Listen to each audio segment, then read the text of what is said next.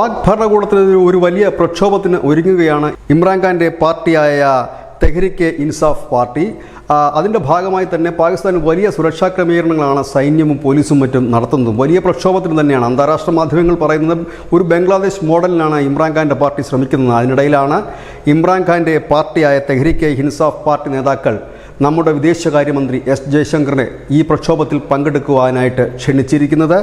October 15-16 തീയതികളിൽ S Jaishankar ഷഹായ് corporation ഓർഗനൈസേഷൻ്റെ മീറ്റിങ്ങിൽ പങ്കെടുക്കാനായി പാകിസ്ഥാനിൽ എത്തുന്നുണ്ട്.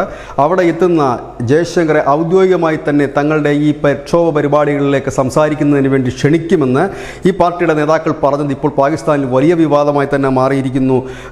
ഇതിനെക്കുറിച്ച് പാകിസ്ഥാനിലെ ഭരണകക്ഷി അംഗങ്ങൾ പറയുന്നത് ഇപ്പോൾ ഈ പാർട്ടി നേതാക്കൾ എസ് ജയശങ്കറെ ക്ഷണിച്ചെങ്കിൽ നാളെ അവർ ഇസ്രായേൽ പ്രധാനമന്ത്രിയെയും പാകിസ്ഥാനിലെ പ്രക്ഷോഭങ്ങൾക്ക് നേതൃത്വം നൽകാൻ ക്ഷണിക്കും. അതായത് ശത്രുക്കളെ വിളിച്ചു വരുത്തുന്ന രീതിയാണ് ഈ പ്രതിപക്ഷത്തിനുള്ളത് എന്ന് പറയുന്നു. എന്നാൽ ഈ യോഗത്തിനെത്തുന്ന എസ് ജയശങ്കറെ ഔദ്യോഗികമായി ക്ഷണിക്കുന്നത് ജനാധിപത്യം മരിച്ചുകൊണ്ടിരിക്കുന്ന പാകിസ്ഥാനിൽ നടക്കുന്ന പ്രക്ഷോഭങ്ങൾക്ക് കൂടുതൽ കരുത്തേകുമെന്നാണ് മുഹമ്മദ് അലി സെയ്ഫ് എന്ന് പറയുന്ന ഈ തെഹ്രിക്ക് ഇൻസാഫ് പാർട്ടിയുടെ ഉപദേഷ്ടാവ് പറയുന്നത്. ഏതായാലും ഇന്ത്യയില്ലാതെ പ്രക്ഷോഭം നടത്താൻ പോലും കഴിയില്ല എന്നൊരവസ്ഥയിലേക്ക് പാകിസ്ഥാൻ നീങ്ങുകയാണോ എന്നൊരു സംശയം കൂടി ജനിക്കുന്നു. ഏതായാലും പാകിസ്ഥാൻ കഴിഞ്ഞ കുറേ നാളായി ക്രമസമാധാന നില തകർന്നിരിക്കുകയാണ്. അതിനിടയിലാണ് ഇപ്പോൾ ഈ ഷാങ്ഹായ് കോർപ്പറേഷൻ ഓർഗനൈസേഷൻ്റെ വിവിധ രാജ്യത്തലവന്മാർ പങ്കെടുക്കുന്ന യോഗം നടക്കുന്നത്. ഇന്ത്യ അവസാന നിമിഷം വരെ അതിൽ പങ്കെടുക്കണോ വേണ്ടയോ എന്നുള്ള ഒരു കാര്യത്തിൽ തീരുമാനമായിരുന്നില്ല. ഒടുവിൽ പ്രധാനമന്ത്രി പങ്കെടുക്കുന്നില്ല, പകരം വിദേശകാര്യമന്ത്രി എസ് ജയശങ്കർ പങ്കെടുക്കും